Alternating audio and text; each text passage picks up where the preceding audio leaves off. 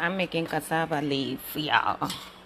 So this is my already steamed up chicken, both yard, fresh yard chicken and smoked yard chicken. And this is like macrofish.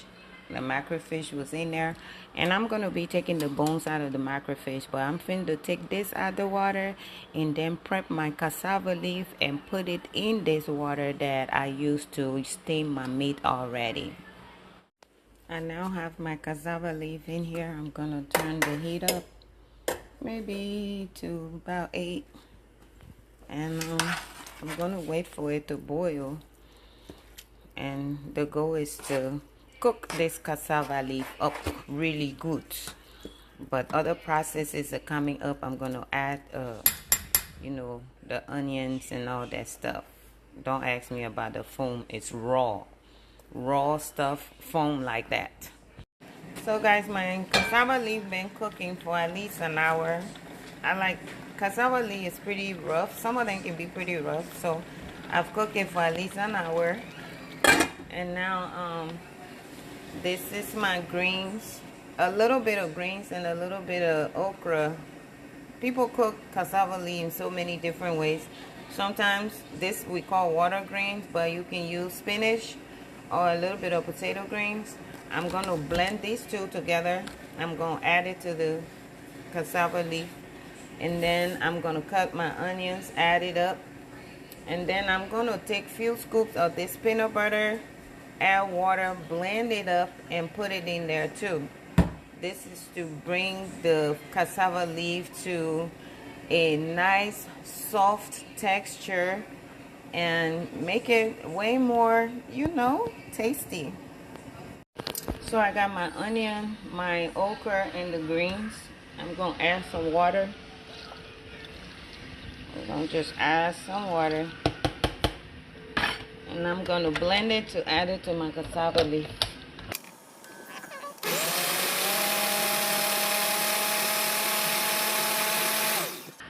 And I'm going to go ahead and add the peanut butter because I don't want to do everything separately.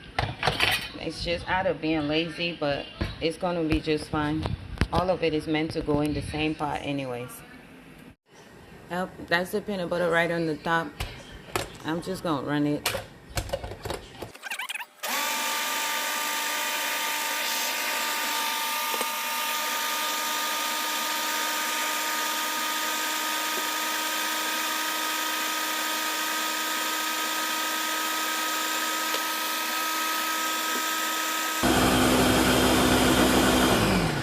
I think this is pretty smooth now. Some people may ask why I blended it, because hey, we're trying to achieve a pretty smooth texture here. So your peanut butter has to be a very organic, creamy peanut butter. And you can see this is a small little plastic container, and I just added maybe close to half of it, okay? But the amount of peanut butter you put in your cassava leaf depends on how much cassava leaf you're cooking. So don't take a whole bunch of peanut butter and add it in a small little pot of cassava leaf. So yeah, wing it as you go. All right. So now I'm just gonna pour it in there, and I'm gonna let it continue to cook. I know y'all seen people cook cassava leaf in so many different ways, but we are all achieving a very delicious taste. That's the goal. I'm gonna cover this, and if you ask me, I'll probably let it cook for quite a while, maybe close to an hour. Okay, I'm back. This is the meat that was previously steamed, and I think this been boiling for an hour. I'm just gonna put my meat in there. This can get pretty messy, and I'm using one hand here. If only I can keep the camera. I should be using a tripod, but I'm gonna put the meat in.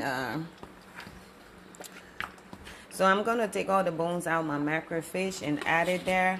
Usually this is not a good time to add your fish if you don't want it to crumble and disappear, but I really don't care. I just really put the fish there for flavor's sake.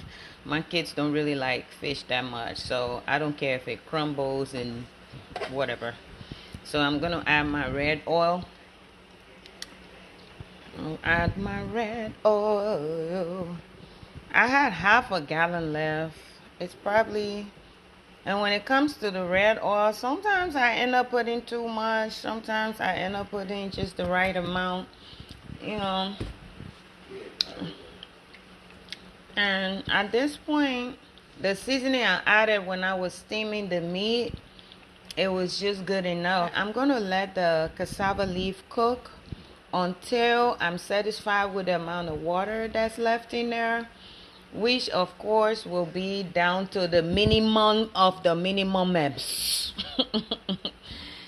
Okay, this look like a lot of oil right now, but trust me, cassava leaf takes up oil, and I really haven't mixed it that well yet. So this is really all it takes to cook cassava leaf. And if you ask me how much longer this thing gonna cook, I really can't put a time on it, but until there is not that much water in it, yeah, you've pretty much learned everything. And one more point I need to make is that I don't always cook cassava leaf with other greens in it, like spinach or water greens or stuff like that. Sometimes I just cook just my cassava leaf, but I always put peanut butter in it. Okay, maybe it will take another 30 minutes, 30 to 40 minutes for me to be satisfied with the water that's left in here. But as for right now, I'm not turning this stove off yet. So we just added the meat, the fish, the oil. All of that flavor got to come together and, you know, make the end product very tasty. So here's the cassava leaf. It's about, you see that? The water level is about where I want it to be. I mean, most people will stop cooking it at this point. Or some people, not most people, but you can see how it looks like it's ready, you know. But to each his own. When it's satisfactory to your taste buds, you turn the stove off.